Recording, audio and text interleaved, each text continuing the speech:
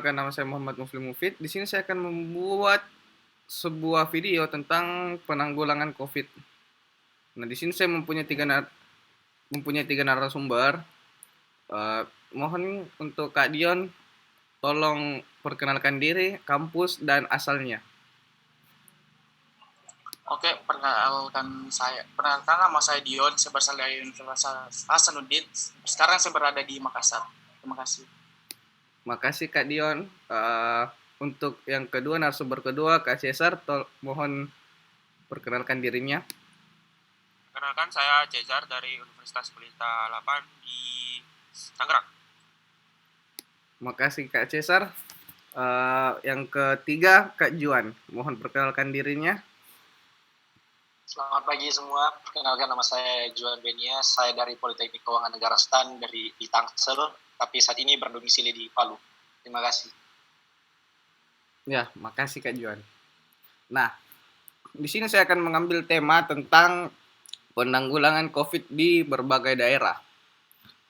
Oke, saya akan bertanya dulu kepada Kak Dion. Menurut Anda, COVID itu apa? Ya, terima kasih. Sepemahaman saya itu COVID adalah virus yang dapat menyebar melalui udara atau sentuhan-sentuhan. Mungkin itu yang saya ketahui karena akhir-akhir ini saya jarang mengikuti COVID, berita-berita tentang COVID. Terima kasih. Ya, makasih Kak Dion. Kita langsung ke Kak Cesar. Menurut Anda COVID itu apa? COVID yang setahu saya seperti kata Kak Dion tadi, cuman dia dimulai dari tahun awal 2020 ya, yang lumayan berdampak ke dunia, gimana lingkungannya berubah, gimana orang hidup seperti itu. Ya. Makasih Kak Cesar. Kita ke Kak Juan dengan pertanyaan yang sama. Ya, kalau menurut saya COVID merupakan satu penyakit yang bukan cuma berskala nasional, tapi seperti kita ketahui jika itu sudah masuk dalam kategori pandemik di dalam situasi pemerintahan, itu berarti merupakan tanda bahwa seluruh dunia, bukan cuma berskala nasional. Itu sih menurut. Kita pertanyaan kedua. Saya mau Kak Cesar menjawab pertama. Bagaimana keadaan COVID di sekitar Anda saat ini? Saya sendiri sih hidup saat ini berdomisili di Tangerang ya. Lumayan tinggi. Saat ini di kosan tinggalnya, terus di samping kosan ada yang kena COVID juga, jadi lumayan intens lah COVID-nya di sekitar sini. Setiap hari ada dengar aja tuh ada yang berkasus COVID di daerah sini. Jadi lumayan ketat di sini dan lumayan tinggi juga yang kena COVID. Oke, makasih Kak Cesar. Kita lanjut ke Kak Juan. Bagaimana keadaan COVID di sekitar Anda saat ini, Kak Juan? Ya,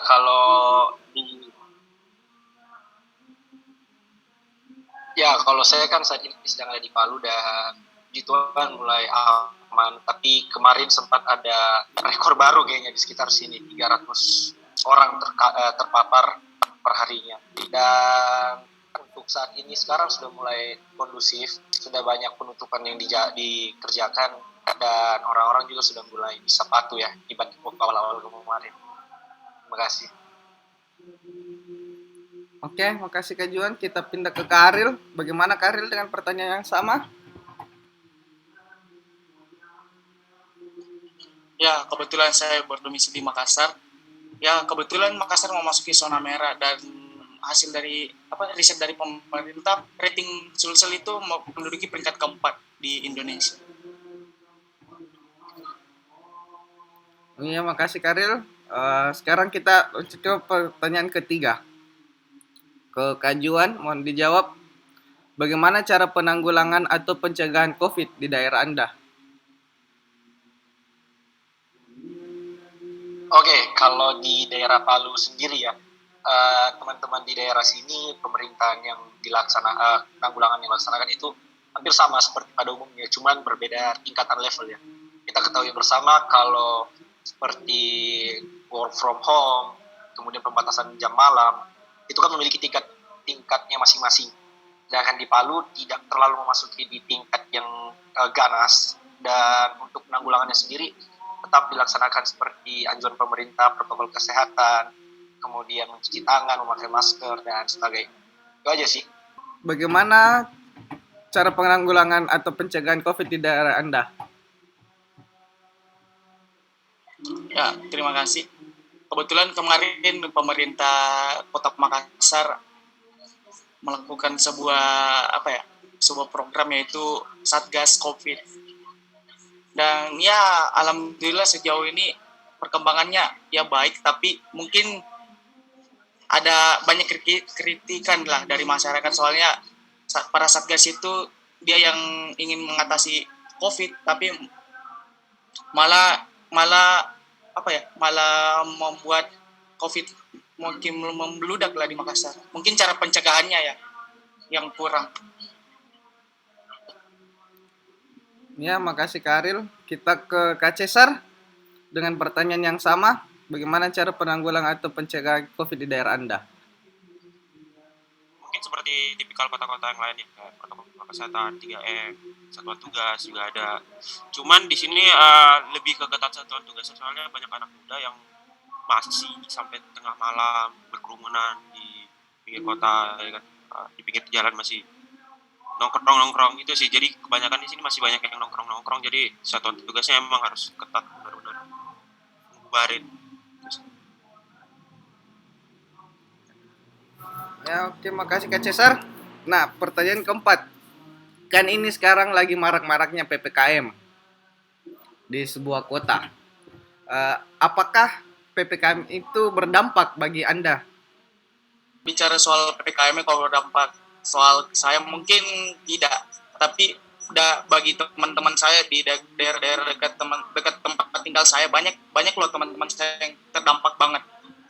Contohnya ada teman saya yang sementara kuliah akhirnya diberhenti kuliah karena efek COVID juga dan efek PPKM, di mana orang tuanya biasa bekerja pada mulai jam 7 sampai jam 12 malam, sekarang dibatasi kerja sampai jam 8. Jadi orang tuanya cuma kerja sejam.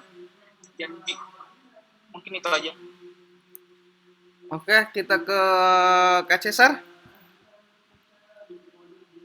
Mungkin kalau saya sendiri terdampak soal PPKM menurut saya itu nggak ada ya. Soalnya kemarin waktu mau vaksin di Jakarta Pusat dari Tangerang, itu dari Tangerang ke Jakarta Pusat, saya tidak melihat ada PPKM di pinggir jalan. Ditunggu, udah dikasih surat buat ini, udah siapin, tapi PPKM nggak ada, ya kan.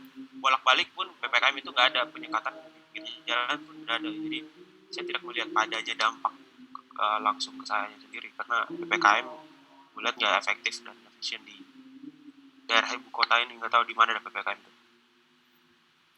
Oh iya, makasih Kak Cesar. Untuk Kak Juan, apakah berdampak PPKM bagi Anda?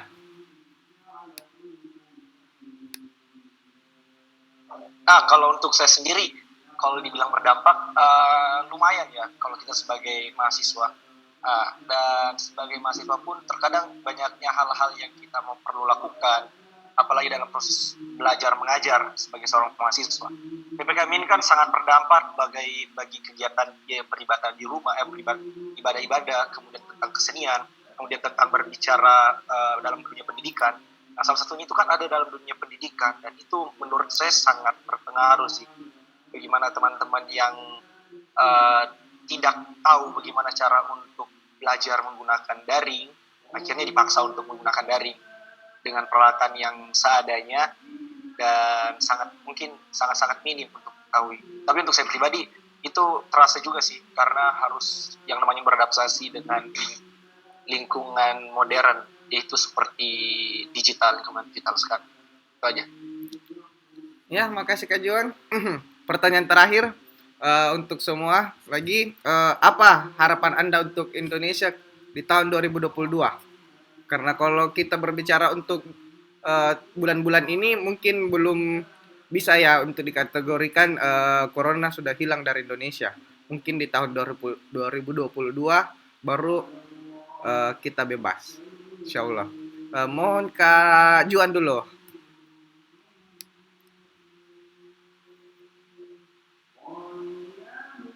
Ya, kalau berbicara tentang Indonesia, kalau kita melihat dari total kasus kan, saya baru buka-buka, itu 3,8 juta dari total kasus 193 juta. Nah, melihat dari angka kesembuhannya pun itu drastis lebih banyak dibanding angka yang meninggal dunia. Dan harapan saya untuk Indonesia bagaimana bisa menerapkan protokol dengan baik, dengan pertimbangan yang mutlak ya.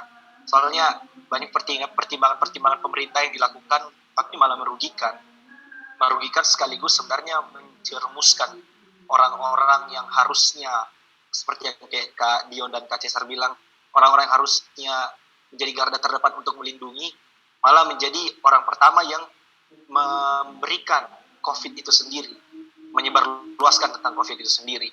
Ya, itu sih harapan saya, semoga Indonesia lekas pulih. Terima kasih. Ya, makasih Kak Juan. Kita ke Kak Dion. Ya, kalau berbicara harapan tentang Indonesia ke depannya untuk 2022, ya mungkin harapan kita sama-sama ya. Semoga COVID ini cepat menghilang lah dari Indonesia, menghilang dari dunia lah. Dan kalau harapan terkhususnya ya, harapannya itu untuk ke pemerintah dan rakyat. Saya tidak bisa menyalahkan seutuhnya kepada pemerintah, karena saya tahu pemerintah itu sudah berusaha keras untuk bagaimana sih cara menghilangkan COVID di Indonesia ini. Dan saya juga tahu ada beberapa masyarakat dan rakyat yang berusaha juga. Tapi ya yang saya harapkan semoga pemerintah dan rakyat ini bisa jalan selurus lah, supaya tidak ada yang saling menghina gitu. Itu aja sih dari saya. Terima kasih. Iya, makasih Kak Dion. Kita ke jawaban terakhir Kak Cesar. Mungkin lebih ke rakyatnya ya, lebih rakyat Indonesia nya jangan bebal ya kan, dikasih sama pemerintah ya patuhi, jangan anggap ini sebagai konspirasi, nanti sebelah rumah lu meninggal baru kan nyalain pemerintah. Jadi sebisa mungkin patuhi saja aturan-aturan pemerintah, itu demi kebaikan kita semua gitu kan, supaya COVID-nya nggak ada seperti itu. Oh, berarti lebih ke harapan untuk masyarakat ya, Kak Cesar? Benar sekali saudara kau. Oh iya, kasih. Oke, sampai situ saja perbincangan kita hari ini. Mohon lebih atau kurang mohon dimaafkan ya. Jika ada salah kata, mohon dimaafkan. Oke, kakak Dion, kakak Cesar, Kak Juan, terima kasih semuanya atas waktunya. Sekian dan terima kasih. Ya, sama-sama. Ya, terima kasih Kakak Opi. Sama-sama.